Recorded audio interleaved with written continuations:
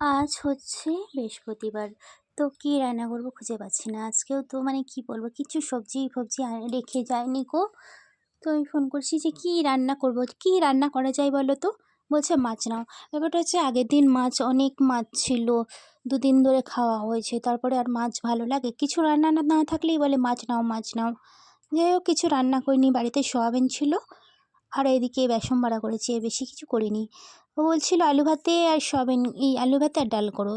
তো ঠান্ডা সকালে এত হাওয়া দিচ্ছিল ঠান্ডা মানে, আর রাতের দিন মনে হয় জল হয়েছে যতটা আইডিয়া কোথাও।